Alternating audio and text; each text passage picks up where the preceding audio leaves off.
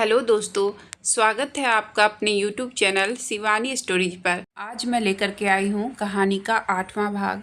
अगर आपने इस कहानी के पिछले 7 भागों को नहीं सुना है तो उसका लिंक मैं डिस्क्रिप्शन बॉक्स में दे दूँगी। तो चलिए आगे की कहानी शुरू करते हैं। मुझे कल शहर जाना होगा, एक मीटिंग अचानक ही रख दी गई है, देव ने कहा। सविता ने सिर हिला दिया, जबकि वह देव की बात सुनकर निराश हो चुकी थी। दोनों काम में बिजी रहने के बावजूद भी वह दोनों एक दूसरे के लिए थोड़ा सा ही सही पर वक्त निकाल ही लेते थे। सविता जानती थी कि देव के और भी कई बिजनेस है जिसमें उसे वक्त देना पड़ता है और इसी वजह से उसे कई लोगों से मिलने बाहर जाना पड़ता है। सविता को तो अंदाजा भी नहीं था कि देव कैसे दोनों को बैलेंस करके चल रहा था, पर वह उससे इम्प्रेस थी। जैसे भी मैनेज करता है, लेकिन वह हमेशा ही कंफर्टेबल लगता है जब वह बड़े बड़े लोगों से मिलता है, वैसे ही जैसे वह अपने एम्प्लॉय से बातचीत करते वक्त रहता है। सविता अपना आखिरी कपड़ा पहन रही थी और देव अभी भी उसे ही देख रहा था। सविता का मन कर रहा था कि भाग कर जाए और देव को गले लगा ले और सारी रात बस ऐसे ही गले से लगाए रखे। गले लगाना यह मेरे दिमाग में कहाँ से आया? मैं इस तरह की तो नहीं हूँ जिसके अंदर ऐसे जज्बात पैदा हो। शायद नींद की कमी के कारण मेरे मन में ऐसे पागलों जैसे विचार आ रहे हैं। इससे पहले कि और ऐसे विचार आते या वह सच में जाकर उससे लिपट जाती, उसने जल्दी से कहा, मैं तुमसे कल साइट पर मिलती हूँ, और कॉटेज से बाहर निकल गई। कॉटेज से प्रजापति मेंशन तक जाते वक्त रास्ते में सविता बस यही महसूस कर रही थी कि देव से मिलना बस यूं ही नहीं है, कुछ और ही है जो दोनों के बीच बढ़ रहा है। अब देव उसके लिए ऑर्डिनरी इंसान नहीं रह गया था, वह उसके लिए सबसे पहले एक्साइटिंग था और साथ ही कभी कभी फ्रस्ट्रेटिंग। लेकिन जब भी वह देव को छोड़कर जाती थी तो उसे अजीब सा एहसास होता था। इस वजह से वह बहुत कंफ्यूज हो जाती थी। देव अब उसके लिए एक ड्रग की तरह काम कर रहा था जिसकी उसे आदत लगती जा रही थी। वह जानती थी कि इसका अंत सुखद नहीं है उसके लिए, पर फिर भी वह और चाहत के लिए बार बार आती थी। वह बस इस लम्हे में जीना चाहती थी, बिना कल की फिक्र किए हुए। राइडू अभी भी कोमा में ही था। उसे होटल रूम में मिले हुए तकरीबन 2 महीने हो चुके थे। देव निराशा से बहुत चिड़चिड़ा हो गया था कि सारी जानकारी राइडू के दिमाग में है। अगर उसे जल्दी होश नहीं आया तो कितना लंबा इंतजार देव को करना पड़ेगा, और अगर कहीं वह होश में आने से पहले ही मर गया तो कभी भी देव उस मंदिर हत्याकांड के बारे में नहीं जान पाएगा। हालांकि राइडू को बचाने के लिए सिंघम ने कोई कसर नहीं छोड़ी थी। अलग अलग डॉक्टर को दिखाने के बाद सभी का एक ही जवाब था कि राइडू ठीक हो रहा है। देव ने शहर से वापस सिंघम मेंशन आते वक्त रास्ते में गाड़ी चलाते हुए अभय से पूछा, क्या तुम जा रहे हो? यस, मैं पहली फ्लाइट से जा रहा हूँ डॉक्टर से मिलने अस्पताल में, और फिर शाम तक वापस आ जाऊंगा। अभय की आवाज़ देव की कार के स्पीकर से आ रही थी। तुम्हें हर बार डॉक्टर से मिलने जाने की ज़रूरत नहीं है अभय, इन सब के लिए मैं भी जा सकता हूँ। अनिका को इस वक्त तुम्हारी ज़रूरत होगी, मैं जानता हूँ, पर तुम्हारे पास भी तो बहुत काम होते हैं। तुम भी तो बिजनेस और इन्वेस्टिगेशन में बिजी हो, और साथ ही तुम्हारी कई और भी जिम्मेदारियां हैं। बल्कि मुझे अनिका ने ही कहा था कि मैं खुद जाकर डॉक्टर से बात करूं। अनिका भी उतनी ही बेकरार है राइडू को होश में लाने के लिए जितने की हम। देव जानता था कि अनिका लगभग 6 महीने की प्रेग्नेंट है, पर फिर भी वह कभी कभी अभय के साथ अलग अलग डॉक्टर से मिलने जाती है, इन्वेस्टिगेटर से मिलने जाती है, प्रोग्रेस जानने के लिए। जो पिछली रात उसकी अनिका से बात हुई थी, वह बात अभी भी देव को परेशान कर रही थी। अभय कल रात को अनिका मुझे बता रही थी कि उसको लगता है कि राइडू या तो नीलांबरी के कहने पर सब कुछ कर रहा था या फिर कोई और है जो राइडू से ये सब करवा रहा था। हाँ, उसने मुझसे पहले भी यह कहा था, अभय ने जवाब दिया। हम दोनों ही एक जैसा सोचते हैं। राइडू जरूर किसी के ऑर्डर्स फॉलो कर रहा है, लेकिन मुझे नहीं लगता है कि वह नीलांबरी प्रजापति के ऑर्डर्स फॉलो कर रहा था, क्योंकि उस हत्याकांड के वक्त झगड़ा पहले भी शुरू हो चुका था। सिंघम और प्रजापति दोनों ही एक दूसरे से नफरत करते थे। हाँ, देखा जाए तो यह बात कहना मुश्किल है कि राइडू वफादार नहीं है, और उसके पास ऐसी कोई वजह भी नहीं है कि वह नीलांबरी प्रजापति के ऑर्डर्स फॉलो करे। हम ऐसे ही सिर्फ अंदाजा नहीं लगा सकते। जब तक राइडू को होश नहीं आ जाता हम सच्चाई का पता नहीं लगा सकते। देव अभय की फ्रस्ट्रेशन समझ सकता था। लगभग 4 महीने हो चुके थे जब अभय ने राइडू को सैन फ्रांसिस्को में पहली बार देखा था। दूसरों की नज़र में यह ज़्यादा वक्त नहीं हुआ था, लेकिन जिन परिस्थितियों के साथ वह दोनों गुजरे थे, जो उन्होंने किया था राइडू को पकड़ने में, जितनी मेहनत उन्होंने की थी, अब वह थक चुके थे। नहीं, पुलिस अभी भी पता लगाने की कोशिश कर रही है। और हमारे इन्वेस्टिगेटर भी साथ ही उसके बारे में पता लगाने की कोशिश कर रहे हैं। देव उसे सारी डिटेल्स बता रहा था जो भी इन दिनों इन्वेस्टिगेट हुआ था, लेकिन वह सब इन्फॉर्मेशन कुछ खास नहीं थी। अब उसने कॉल कट करी। इसके बाद उसने थकान से एक लंबी सांस ली। वह बस उस रास्ते पर जाने लगा था जो रास्ता सिंघम मेंशन की तरफ जाता था, पर उसने गाड़ी धीमी करी और गाड़ी दूसरी तरफ मोड़ ली। वह जानता था कि उसे किस चीज़ की ज़रूरत है जो उसे सब भुला दे और उसके दिमाग को शांति दिला दे। वही एक जगह जहां वो 2 महीने से ज़्यादा दिन से जा रहा था। उस रास्ते की तरफ मुड़ने के बाद उसने अपना फ़ोन निकाला और किसी को मैसेज टाइप कर सेंड कर दिया। सिर्फ एक ही शब्द, कॉटेज। बोलो तुम मेरी हो, देव ने कहा। नहीं, सविता ने देव के नीचे लेटे हुए ही कहा। तुम एक ही बात बार बार पूछते हो, तो फिर कह दो ना जो मैं सुनना चाहता हूँ। कह दो तुम मेरी हो, देव ने गरजते हुए कहा। फिर एक हल्की सी मुस्कान उसके चेहरे पर छा गई। देव ने देखा सविता का चेहरा मदहोशी में डूबा हुआ था और दांत आपस में पिसे हुए थे। Shut up and move faster, Savita ने देव से कहा। उसका चेहरा पूरा वासना और बेकरारी में डूबा हुआ था। देव अपना नियंत्रण खो दिया। अपने दांत को पीसते हुए अपने आप पर नियंत्रण रखने की कोशिश की और सविता की बात नहीं मानी। पता नहीं क्यों, लेकिन वह बार बार उससे बस एक ही बात कहने के लिए कह रहा था, जबकि सविता को कोई मतलब नहीं था। वह सविता के मुंह से यही सुनना चाहता था कि वह उसकी है। बस उसके मुंह से सुनने से उसे एक मजा आता। मैं रोज ये सब नहीं करूँगा, देव ने कहा और अपने मूवमेंट को धीरे ही रखा। हालांकि उसके लिए यह टॉर्चर जैसा था जैसा उस वक्त सविता महसूस कर रही थी। मैं पूरी रात ऐसे ही करूँगा जब तक कि तुम मुझे यह नहीं कह देती जो मैं सुनना चाहता हूँ, और ना ही मैं तुम्हारी इच्छा पूरी होने दूंगा। तुम्हें ऐसे ही बीच में अटका कर रखूँगा, देव ने प्यार से ताना मारते हुए कहा। देव की बात सुनकर सविता ने अपनी भौहें सिकुड़ ली और आंखें छोटी छोटी हो गई। उसने अपने हाथों और पैरों को देव के शरीर पर से धीरे से हटा लिया। तुरंत ही उसने देव को इतने जोर से धक्का दिया कि देव हटकर साइड हो गया। बिना वक्त गवाए सविता ने एक बार फिर धक्का देकर उसे बेड पर लिटा दिया। अपने चेहरे पर तिरछी मुस्कान लिए सविता देव के ऊपर आ गई। फिर क्या था, देव कब तक जिद करता, वह तो भूल ही गया था कि वह सविता से क्या बुलवाना चाहता था। कुछ ही देर बाद स्वादिष्ट सुगंध हवा में फैली हुई थी। देव कॉटेज के छोटे से किचन में डाइनिंग चेयर पर बैठा हुआ था। उसके चेहरे पर एक मुस्कान खिली हुई थी। सविता प्रजापति, जो सबसे चालाक, हिंसक और खतरनाक औरत है, तीनों पड़ोसी राज्य में वह खाना बना रही थी। देव उसे खाना बनाते हुए देख रहा था।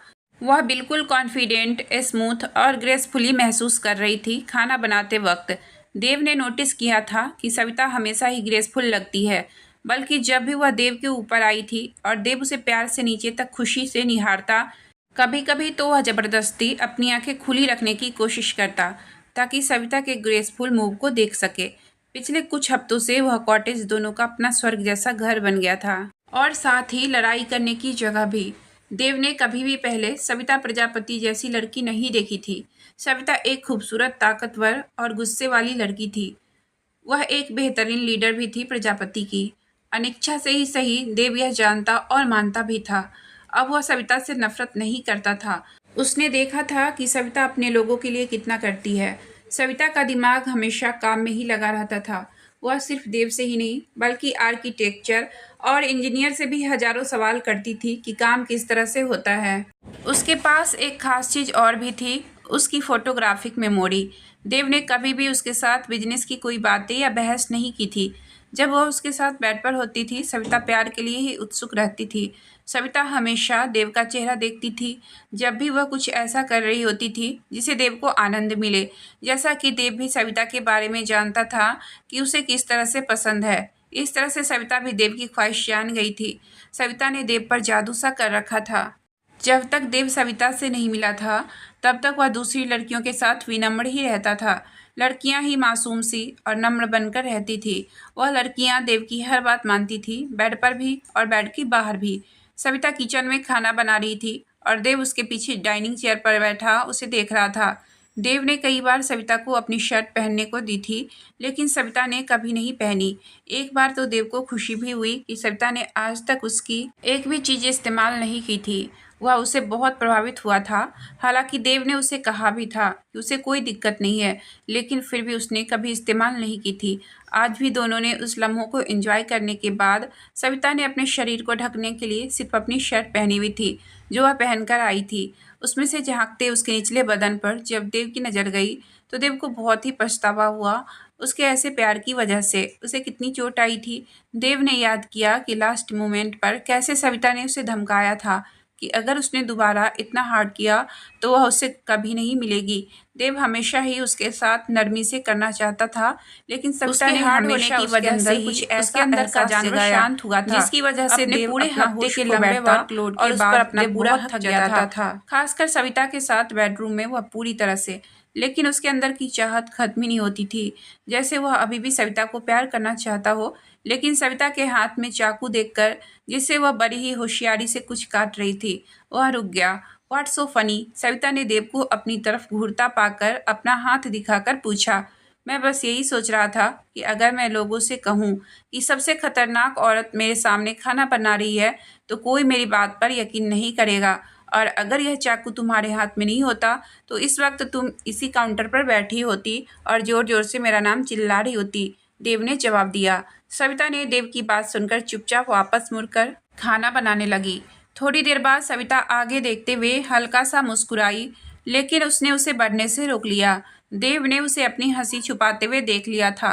कॉटेज में दोनों को एक दूसरे से मिलते हुए 2 महीने से भी ज़्यादा हो गए थे।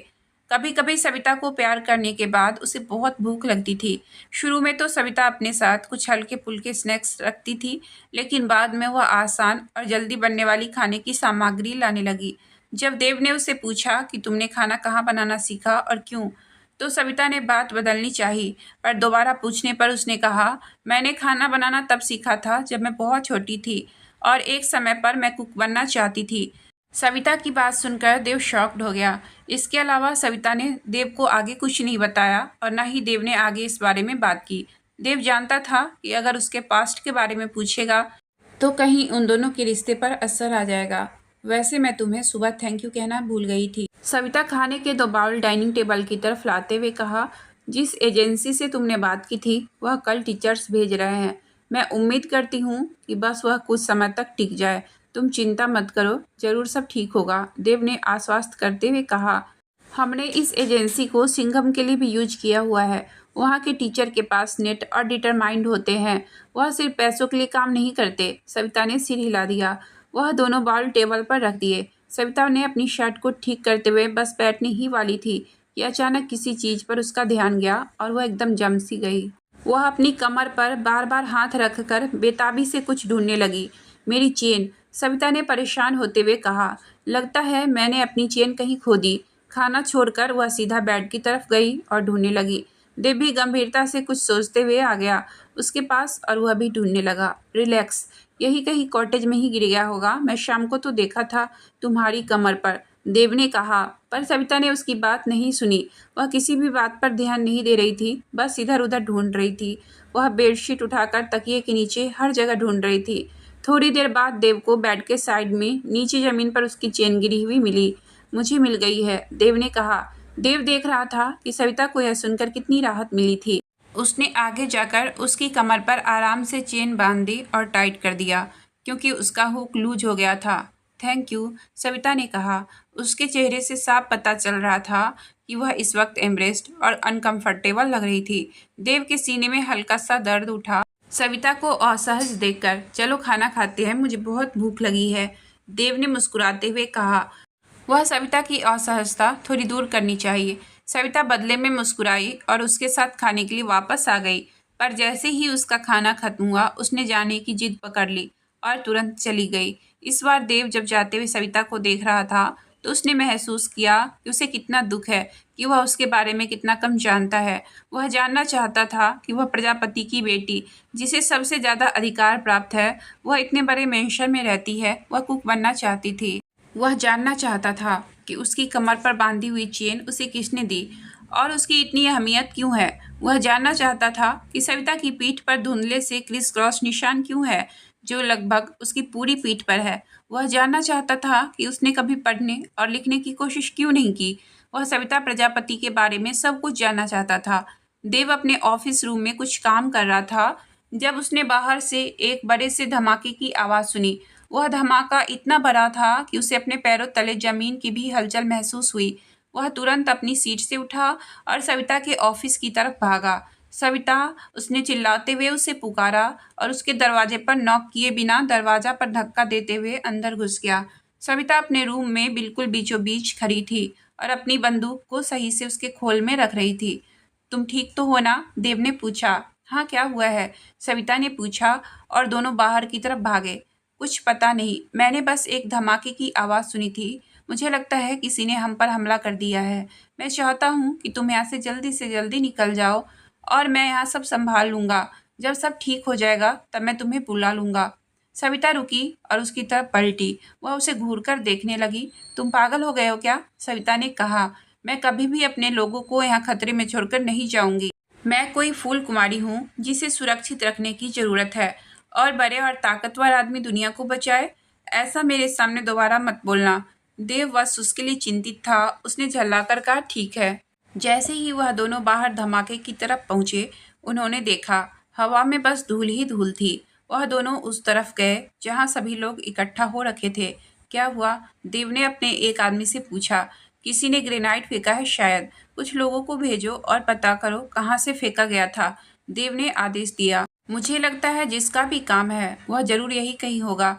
इसी बीच सविता ढूंढते हुए आराम से ध्रुव को पुकार रही थी। ध्रुव, उसने आवाज़ दी। ध्रुव भीड़ और धूल की धुंध से निकलकर सामने आया। यस मैडम, मैं चाहती हूँ कि तुम अपने कुछ आदमियों को लेकर सिंघम के आदमियों के साथ जाओ और ढूंढो उसे, वह आदमी जो इसके लिए जिम्मेदार है। आज शाम तक मेरे सामने चाहिए, वह भी जिंदा। ठीक है मैडम, ध्रुव ने कहा और वापस गायब हो गया। धूल में उसके बाद देव और सविता लोगों को चेक करने लगे कि कहीं कोई घायल तो नहीं हुआ है और अपने कंस्ट्रक्शन के भी मुआयने करने कि कितना नुकसान हुआ है। अब हमें 2 महीने ज़्यादा और लगेंगे काम करने में, देव ने मुआयने के बाद गुस्से और निराशा से कहा। सविता ने भौहें सिकुड़ते हुए उसे देखा। हम और ज़्यादा वर्कर्स लगा देंगे और जल्दी काम खत्म करने की कोशिश करेंगे, सविता ने कहा। देव ने सहमति जताते हुए सिर हिला दिया क्योंकि यही बेस्ट सॉल्यूशन लग रहा था। 1 घंटे बाद एक आदमी पकड़ा गया। बताओ किसने भेजा तुम्हें यह सब करने के लिए? देव ने उस पर चिल्लाते हुए पूछा। एक दूसरे कमरे में ले जाकर देव उस पर मुक्के बरसा रहा था। वह दर्द से तड़पने और चिल्लाने के अलावा कुछ और नहीं बोल रहा था। बता, देव ने गुस्से से एक आखिरी बार जोरदार लात मारी और फिर नाराजगी से पलट गया। वह अपने पसीने से भींगे हुए चेहरे को पोंछने लगा। सविता चुपचाप बैठी सब देख रही थी और उसका पर्सनल बॉडीगार्ड उसे कुछ बता रहा था। हम जानते हैं यह सेनानी है, देव ने सविता को बताया। मुझे ऐसा लग रहा है कि जरूर सेनानी फैमिली के अंदर का ही कोई है जिसने इसे यह करवाया। सविता ने सिर हिलाया और फिर वह चेयर से उठ खड़ी हुई। वह जलती हुई उस आदमी के पास गई और उससे 2 कदम की दूरी पर खड़ी होकर आराम से उससे उसका नाम पूछा। वह आदमी चुप रहा, लेकिन देव देख सकता था कि वह आदमी कांपने लगा था। सबने सविता प्रजापति के टॉर्चर करने के तरीके को सुना था। चारों तरफ अफवाह थी, वह बेरहमी से टॉर्चर करती है। देव ने सुना था सविता जिसको भी टॉर्चर करती है वह मरने की दुआ करता है। वह इतना डर जाता है कि रात में सपने में भी डरता है। देव आज साक्षी बनने वाला था सविता के टॉर्चर का। मैं तुम्हें 1 मिनट का समय देती हूँ, इससे पहले कि मैं तुमसे अपने तरीके से बुलवाऊं, सविता ने उस आदमी से कहा। देव ने नोटिस किया था सविता सभी से प्यार से और आराम से ही बात करती थी। वह शायद ही किसी से ऊंची आवाज़ में बात करती थी। देव जानता था कि चिल्लाकर बात करने से ज़्यादा शांत आवाज़ में बात करने से सामने वाले पर ज़्यादा प्रभाव पड़ता है और वह डरता है। तुम्हें दिया हुआ 1 मिनट खत्म होता है, सविता ने कुछ देर इंतजार करने के बाद कहा। उसने उस आदमी के चारों ओर चक्कर काटना शुरू कर दिया। हजारों लोग घड़ी की सुई की तरह काम लगातार करते हैं, सिर्फ अपनी ज़िंदगी को बेहतर बनाने के लिए और अपने बच्चों को बेहतर भविष्य देने के लिए। और तुमने क्या किया? सविता ने अपना हाथ आगे बढ़ाते हुए पूछा। तुम उन लोगों से मिल गए जो हमसे बदला लेना चाहते हैं। सविता के बॉडीगार्ड ने सविता के हाथ पर अंगूठे को काटने का औजार रख दिया। सबसे पहले तुम्हारे राइट हैंड के अंगूठे से शुरुआत करते हैं। शुरू करें, सविता ने कहा, ताकि तुम फिर कभी भी ग्रेनाइड नहीं फेंक सको और हमारी सारी मेहनत को बर्बाद ना कर पाओ। वह आदमी लंबी लंबी सांस लेने लगा। थोड़ी ही देर में चारों ओर बुरी तरह चिल्लाने की आवाज़ गूंज उठी। उसके बाद उस आदमी ने अपना नाम बता दिया। सविता अपने ऑफिस रूम में लगे वॉश बेसिन में अपने खून से सने हाथ धो रही थी जब उसके ऑफिस रूम का दरवाज़ा किसी ने खोला। उसने नैपकिन उठाकर अपने हाथ को सुखाया। उसने जानबूझकर अपनी नज़रों को उठाकर नहीं देखा। वह जानती थी कि देव अब उसे घृणा की नज़रों से देखेगा। उसने सोच लिया था कि वह निराश नहीं होगी अगर देव ने उसे कहा कि अब वह उसके साथ आगे कोई संबंध नहीं रखेगा। उसने सोचा कि अगर यह रिश्ता अच्छे मोमेंट पर ख़त्म हो, अच्छी यादों के साथ, तो अच्छा है। जब थोड़ी देर चुप्पी छाई रही तो सविता ने अपनी नज़र उठाकर देखा कि देव कुछ बोल क्यों नहीं रहा। सविता के हाथ नैपकिन से पोंछते हुए रुक गए। जब उसने देव के चेहरे के भाव देखे, उसके चेहरे पर घृणा के भाव बिल्कुल भी नहीं थे। उसकी जंगली आंखों में खून की लालसा साफ झलक रही थी, लेकिन एक वासना भी थी। देव धीरे धीरे उसके नज़दीक बढ़ने लगा और उसके पास आकर कहने लगा, आज तो तुमने उस आदमी को बहुत खतरनाक सजा दी। सविता को बहुत आश्चर्य हुआ। वह सोच रही थी कि देव ने ऐसा कुछ क्यों नहीं किया। देव फिर से कहने लगा, तुम हॉट लग रही थी उस वक्त जब तुम उस बास्टर्ड को टॉर्चर कर रही थी, जो कि इस लायक था। मेरा तो मन कर रहा था कि तुम्हें उस वक्त अपनी बाहों में समेट लूं और तुम्हें चूम लूं, लेकिन मैंने कैसे अपने आप को रोका मैं ही जानता हूँ। सविता ने अपना सिर हिलाया। तुम पागल हो जो कि मेरे बारे में उस तरह से सोच रहे थे उस वक्त जब मैं उस आदमी को टॉर्चर कर रही थी। क्यों? देव ने पूछा और उसकी शर्ट के बटन को खोलने लगा। मुझे पूरा हक है ये सोचने का कि मेरी गर्लफ्रेंड कितनी हॉट है जब वह किसी बुरे इंसान को टॉर्चर करती है। You are my girlfriend baby, Dev ने कहा और उसके हाथ सविता के शरीर पर इधर उधर फिसल रहे थे। इतनी हॉट गर्लफ्रेंड शायद ही किसी की होगी। उस सीन से तो मुझे तुम्हारे लिए और भी पागल कर दिया है। सविता ने अपनी आंखें अविश्वास से बार बार झपकाई। ज़्यादा एक्साइटेड मत हो सिंघम, यह नॉर्मल सी बात है मेरे लिए। जब भी ज़रूरत पड़ती है तो मैं ऐसा ही करती हूँ। जानता हूँ, लेकिन मैं तुम्हें इससे पहले एक क्षण में कभी नहीं देखा था, देव ने कहते हुए चालाकी से सविता को बेड पर लेटा दिया। यू आर क्रेजी, सविता ने हाँफते हुए कहा और देव को कसकर पकड़ लिया। हमेशा की तरह उसका दिमाग और शरीर दोनों ही तैयार था देव के लिए। यस बेबी, देव ने कहा, क्रेजी फॉर यू। इसके बाद देव ने अपने होठ सविता की होठ पर रख दिए। दोनों ने अपना कंट्रोल खो दिया। उन्होंने ऑर्डर दिया था कि धमाके के नुकसान से जो गंदगी हुई है उसे साफ कर दे। उन्होंने निरीक्षण किया और दोनों कॉटेज के लिए निकल गए। लगभग सुबह हो गई थी जब वो शांत होकर एक दूसरे की बाहों में चुपचाप लेटे हुए थे। देव का हाथ सविता की कमर पर लपेटे हुए उस चेन पर था। फिर देव ने कुछ ऐसा किया जिससे सविता की भौहें सिकुड़ गई। देव ने अपनी उंगली से पहले उसके हाथ की रेखाओं पर चलाया और फिर उसकी हथेली को प्यार से चूम लिया। देव ने कहा, मेरे से प्यार करने की आदत डाल लो क्योंकि हम डेट पर जाएंगे। देव शायद गले लगाने के बारे में सही हो कि सविता को अच्छा लगने लगेगा, लेकिन वह डेट पर जाने के मामले में सही नहीं है। मैं डेटिंग पर जाने वाली लड़की नहीं हूँ सिंघम। देव ने सविता को अपनी तरफ पलट दिया और उसकी तरफ मुस्कुराते हुए देखने लगा। तो फिर तुम बनने की तैयारी शुरू कर दो। तुम मेरे शरीर का अपने हिसाब से पूरा इस्तेमाल करती हो। कम से कम मेरा तुम्हारे साथ एक बार डिनर पर जाना तो बनता है। क्या तुम मुझे डिनर पर नहीं ले जा सकती?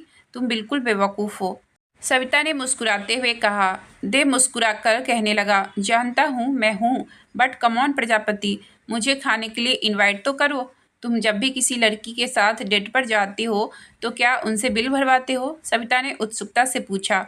मुझे कोई हैरानी नहीं होगी कि वह इसी वजह से तुम्हारे साथ थोड़े वक्त ही रहती होगी और जल्दी ही भाग जाती होगी। देव जोर से हंसा। नहीं, ऐसा नहीं है, मैं ही हमेशा पे करता हूँ, पर तुम्हारी बात अलग है। देव ने उसे अर्थपूर्ण दृष्टि से देखा। पर तुम्हें पता है क्या, मैं तुम्हें पहले एक जगह लेकर जाना चाहता हूँ। मैं काफ़ी समय से तुम्हें वहाँ ले जाने की सोच रहा था और फिर हम उसके बाद डिनर पर चलेंगे। सविता ने पहले सोचा और फिर सिर हिला दिया। ठीक है, लेकिन मुझे पहले अपना शेड्यूल देखना होगा कि किस दिन मैं काम से फ्री हो सकती हूँ। देव ऐसे मुस्कुराया जैसे कोई लॉटरी लग गई हो उसकी। सविता जानती थी कि उसे अब कुछ ही मिनट में जाना होगा, तो उसने वापस उसकी बाहों में आने से मना कर दिया। तुरंत ही देव के चेहरे से हंसी गायब हो गई। उन दोनों को 10 दिन लग गए थे एक साथ एक वक्त पर फ्री होने में। जब उन्होंने अपनी डेट फाइनल की, लेकिन सविता अपने अंदर की जिज्ञासा और अपेक्षा कम कर रही थी। जैसे जैसे समय नज़दीक आ रहा था डेट का, हालांकि जैसे दूसरी लड़कियां करती है, सविता ने अपने लिए कोई फैंसी या सेक्सी ड्रेस नहीं सिलेक्ट की थी डेट के लिए। वह चाहती तो आसानी से ऑर्डर कर सकती थी, पर उसने फैसला किया कि वह वही पहनेगी जिसमें वह ज़्यादा कंफर्टेबल महसूस करती है। सविता देव को देखकर बहुत खुश हुई थी जब वह उसे कॉटेज से पिक करने आया था, क्योंकि उसने जीन्स और शर्ट पहना हुआ था। वह बिल्कुल अलग लग रहा था।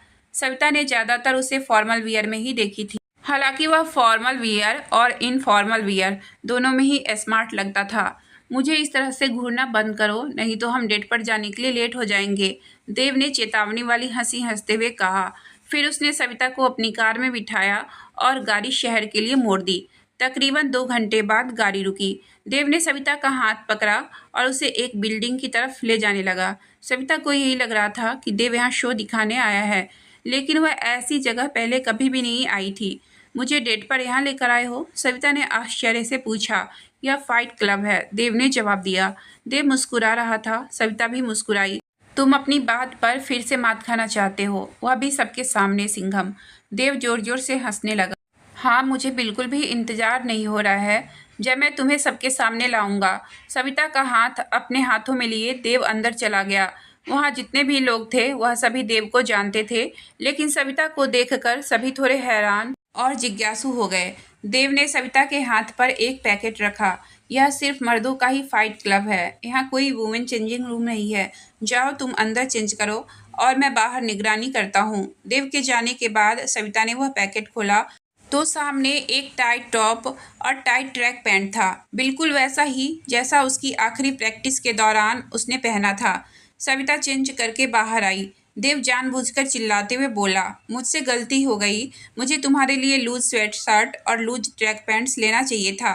पिछली बार फाइट के दौरान मैं तुम्हें घूरने में बिजी था और तुमने जोरदार लात मारकर मेरी कमर ही तोड़ दी थी, पता है मुझे, सविता ने रहस्यमयी मुस्कान के साथ कहा। इसलिए तो मैं कपड़े देखते ही तुरंत पहन लिए। देव जोर जोर से खिलखिलाकर हंस पड़ा। तुम बहुत चालाक हो प्रजापति। सविता मुस्कुराई। मैं बहुत ही गंदा खेलता हूँ और ज़्यादातर अपनी शर्तों पर ही रहती हूँ। सविता ने अपनी नज़रें देव के शरीर पर नीचे से ऊपर घूरते हुए कहा, तुम काफ़ी विचलित लग रहे हो सिंघम। देव ने सिर्फ जिम शॉर्ट पहना हुआ था और ऊपर कुछ नहीं पहना था। चलो अपने सभी फाइटिंग मूव्स दिखाओ। सविता को अपने साथ चेंजिंग रूम से बाहर ले जाते हुए देव ने कहा। एक अजीब सी खुशी सविता महसूस कर रही थी जब वह देव के साथ फाइटिंग रिंग में पहुंची, जहां उनके लिए उसे खाली कर दिया गया था। तकरीबन 1 घंटे से भी ज़्यादा देर तक वह दोनों रिंग में रहे। सविता को बहुत खुशी हो रही थी कि देव ने उसे अपने पीछे नहीं रखा, उसे अपने साथ अपनी सभी चीज़ों में शामिल किया। जब भी देव फाइट में सविता पर हावी होता तो वह उसे समझाने लगता कि अलग अलग एंगल से कैसे लड़ा जाता है। सविता सब गौर से देख रही थी और उससे इम्प्रेस भी हो रही थी। उसे ऐसा महसूस होने लगा था कि देव सिर्फ उसे प्यार में ही सक्षम नहीं है, बल्कि उसका दिल जीतने में भी सक्षम है। पहले भी सिंघम स्टेट में जब दोनों के बीच फाइट हुई थी तो सविता ने ज़्यादा चोट लग जाने का नाटक किया था ताकि देव को उल्लू बना सके और उसके चंगुल से भाग जाए। देव उसके साथ लगातार मुक्केबाजी करता रहा और जल्दी ही दोनों थक गए और पसीने से लथपथ हो गए। जैसे ही वह राउंड खत्म हुआ, देव रुक गया। फिर धीरे से सविता को अपनी तरफ खींचकर देव ने सविता के गाल पर प्यार से किस की, बिना इसकी परवाह किए। यहाँ कई लोग हैं और उन्हें देख रहे हैं। क्या तुम तैयार हो हमारी डेट के अगले भाग की तरफ जाने के लिए? देव ने पूछा। सविता ने सिर हिला दिया। देव ने उसे अपने और करीब किया और उसे वॉश बेसिन एरिया की तरफ ले जाने लगा। सविता ने देखा देव उन लोगों पर अपनी आंखें छोटी करके और एक भौहें चढ़ाकर घूर कर चिल्ला रहा है जो लोग उन्हें घूर रहे थे। मुझे इस बात का बिल्कुल भी अंदाजा नहीं था। थोड़ी देर बाद देव ने कहा। किस बात का? सविता ने पूछा। यह कैसे किसी भी आदमी को इतना इफेक्ट कर सकता है? मैं उन विचारों को ब्लेम नहीं कर रहा हूँ, लेकिन मैं खुश भी नहीं हूँ। तुम किस बारे में बात कर रहे हो सिंघम? एक हॉट लड़की जिसे फाइट करना पसंद है, सब उसे देख रहे थे, बेवकूफ़ कहीं के, देव ने गरजते हुए कहा। सविता देव के भोलेपन को देखकर हंसने लगी। 1 घंटे बाद सविता एक आलीशान से रेस्टोरेंट में बैठी हुई थी, पर देव उसके सामने उस जगह के हिसाब से ड्रेस पहने हुए थे। मैंने इस जगह के हिसाब से कपड़े नहीं पहने। सविता ने धीरे से दूसरी औरत की तरफ देखते हुए कहा, इससे कोई फर्क नहीं पड़ता कि तुमने कैसी ड्रेस पहन रखी है, तुम बहुत खूबसूरत लग रही हो। तुमने माहौल के हिसाब से कपड़े पहने हो या ना पहने हो, खासकर जब बिल्कुल कुछ भी ना पहने हो, तो तुम हर तरीके से शानदार लगती हो। सविता देव की तारीफ करने के अंदाज से मुस्कुराई। अब मुझे समझ आया कि लड़कियां देव सिंघम के चारों तरफ इतनी मंडराती क्यों है। देव हंसने लगा और वेटर को इशारा किया कि मेन्यू ले जाए टेबल से। क्योंकि सविता अल्कोहल नहीं पीती थी और ना ही कोई सॉफ्ट ड्रिंक, इसलिए उसने जूस लिया था। तुमने पढ़ना और लिखना क्यों नहीं सीखा? देव ने सविता से पूछा। क्योंकि सविता ने ही देव से कहा था कि उसका ऑर्डर डिसाइड करने के लिए, क्योंकि उसे मेन्यू पढ़ना नहीं आता था। सविता ने अपनी नज़रें ड्रिंक से हटाकर देव पर टिका दी। उसने नोटिस किया था कि देव ने उसका यह सवाल मजाक उड़ाने के लहजे से नहीं पूछा था। उसके सवाल में असल में उत्सुकता ही लग रही थी, जानने की। मैंने ऐसी लड़की कभी नहीं देखी जो इतनी समझदार है, जो सब कुछ कितनी आसानी से संभालती है। वह बस यूं ही पढ़ना लिखना नहीं चाहती है, जरूर कोई बड़ा कारण है। सविता ने एक घूंट पानी का पिया। हाँ है, उसने जवाब दिया। I am dyslexic. देव चुप रहा, फिर कहने लगा, तुमने मुझे पहले क्यों नहीं बताया कि ऐसी बात है? क्या मैं लाउड स्पीकर से बोलकर सबको सुनाऊं, या फिर इतनी इम्पोर्टेंट है इस बारे में सबसे बात करूं? और अगर तुम्हें बता भी देती तो मुझे नहीं लगता है कि इससे हमारे बीच कुछ बदल जाता। सविता ने जवाब दिया। देव अपनी भौहें सिकोड़े हुए उसकी बात सुन रहा था। बिल्कुल बदलता। सबसे पहले तो मैं तुम्हारे लिए ऑडियो फाइल्स तैयार करवाता, उन सभी डॉक्यूमेंट्स और प्लान्स के जो मीटिंग में डिस्कस हुए थे। तुम्हें दूसरों पर पूरी तरह से निर्भर नहीं रहना पड़ता। अगर वह कोई इम्पोर्टेंट डॉक्यूमेंट होता है तो मैं 2 या 3 लोगों से पढ़वाकर कंफर्म होती हूँ, तभी अप्रूव करती हूँ, सविता ने कहा। देव ने उसकी बात समझते हुए सिर हिला दिया। तभी वेटर वापस आ गया खाने की चीज़ लेकर। उन दोनों ने वेट किया। तब तक वेटर ने उनकी प्लेट में खाना सर्व नहीं किया और चला नहीं गया। सविता ने खाने की एक बाइट ली और वह पूरा उसके मुंह में घुल गया। उसने महसूस किया था कि इसमें कॉर्नफ्लोर, रेड चिली सॉस और कुछ हल्के मसाले पड़े हैं। जब से उसने वापस कुकिंग करना शुरू किया था, रेसिपी जानने की उसकी इच्छा बढ़ने लगी थी। डिसलेक्सिक तुम्हारी पढ़ने की क्षमता को कितना अफेक्ट करता है? देव ने पूछा। बहुत, सविता ने जवाब दिया। मेरा बहुत ज़्यादा बढ़ा हुआ है। मेरा दिमाग नहीं समझ पाता उन शब्दों को जो मैं देखती हूँ। मुझे पता है असल में अक्षर कैसे दिखते हैं, लेकिन कागज़ पर मेरा दिमाग उसे पहचान नहीं पाता। हर बार मुझे अलग ही नज़र आता है, इसलिए मैं अंदाज़ा भी नहीं लगा पाती हूँ कि क्या लिखा है। और यह जेनेटिक है, सविता ने बातों बातों में बता गई। मेरे पापा भी डिसलेक्सिक थे। देव के हाथ रुक गए जैसे ही वह ड्रिंक का एक सिप लेने वाला था। सविता का खुलासा सुनकर, क्या तुम्हारे पापा भी पढ़ना लिखना नहीं जानते थे? नहीं। सविता देव के चेहरे को देख रही थी, जैसे वह यह बात को समझने की कोशिश कर रहा हो।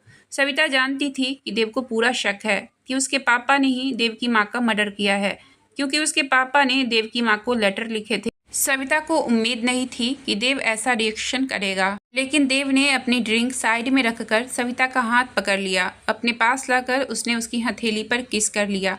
मुझे इससे कोई फर्क नहीं पड़ता जब बात हमारी होती है, तो देव ने प्यार से कहा। सविता समझ रही थी कि देव क्या कहना चाह रहा है। एक अनचाहा एहसास उभर गया सविता के दिल में। देव की आंखों में और उसके भाव देखकर उसे अपने दिल और दिमाग के बीच कन्फ्यूजन होने लगी थी। वह अपने इमोशंस को देव के सामने नहीं ले जाना चाहती थी, इसलिए उसने अपने हाथ खींच लिए और कुर्सी से उठ गई। मुझे वॉशरूम जाना है, इतना कहकर बिना देव की तरफ देखे वह चली गई। जब वह वॉशरूम में पहुंच गई तो वॉश बेसिन के पास काउंटर पर अपने दोनों हाथों को रखकर थोड़ा झुककर वह अपना चेहरा आईने में देखने लगी। तुम यह क्या कर रही थी सविता? खुद से यह सवाल की। यह सब तुम्हारे लिए नहीं है। किसी आदमी के साथ डेट पर नहीं जा सकती तुम। किसी आदमी को अपना राज नहीं बता सकती। देव सिंघम के साथ अपने आप को महसूस कर उसके दिमाग में खतरे की घंटी बजने लगी थी। आज की कहानी मैं यहीं तक रहने देती हूँ। इससे आगे की कहानी मैं कल लेकर आऊँगी। अगर आपको कहानी अच्छी लगी हो तो प्लीज़ वीडियो को लाइक और चैनल को सब्सक्राइब करें। आपका बहुत बहुत धन्यवाद।